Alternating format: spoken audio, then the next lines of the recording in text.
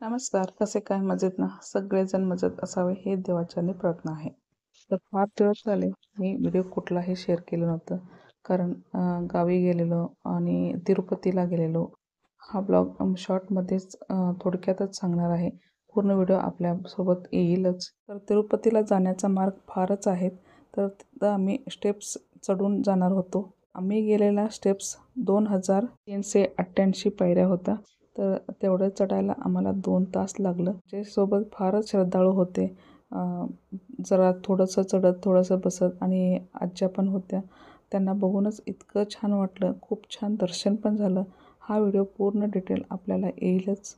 इकडं फ्री दर्शन तिकीट पण आहे आणि आपल्याला जर लवकरात लवकर जायचं असेल तर तिकीट काढून पैसे देऊन तिकीट काढून पण आपल्याला दर्शन भेटेलच.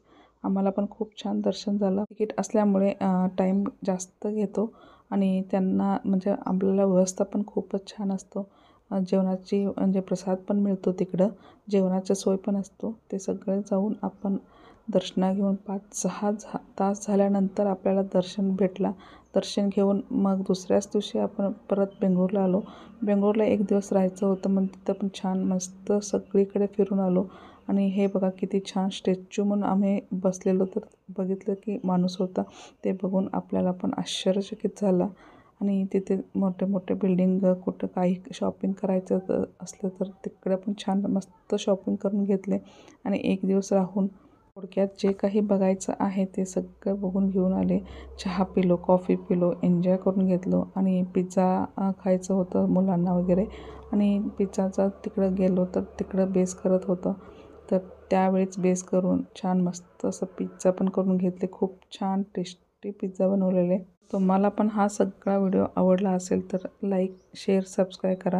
आणि कोण आपल्या चॅनलवर नवीन आहे त्याने आपला व्हिडिओ आवडला असेल तर नक्की कमेंट करून सांगा. आणि हे आपलं पिझ्झा ऑर्डर केलेला टेस्टी होता, नवीन होता. पिझ्झा तर खातोच आणि त्याच्यासोबत गार्लिक ब्रेड पण घेतलेलं.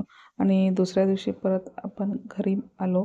घरी आल्यावर आपला देशी खाण्याचा काय टेस्ट असतो ते तर पाहिजेच असतं. भाकरी आणि 2 प्रकारचे भाज्या आणि सलाड करून घेतले. घरात जाण्याआधी पहिला ते बीटरूट आणून ठेवलेले ते अजून खूप मस्तच होता म्हणून त्याचं सलाड करून घेतले. आणि भाजी वाटाणे घरातच होते ते पण वाटाण्याचे 2 in 1 भाजी करून घेतली. हे बघा आम्ही परत आल्या दिवशीचा रेसिपी काय काय करून घेतले. कारण इतके दिवस बाहेर खाल्ल्यामुळे आपलं घरचं जेवण पाहिजेच असतं सगळ्यांना. व्हिडिओ आपल्याला आवडला असेल असं मला वाटतं. जर आपल्याला कुठलं तरी रेसिपी पाहिजे असेल तर नक्की कमेंट करून सांगा. चला धन्यवाद. भेटूया पुढच्या रेसिपीमध्ये.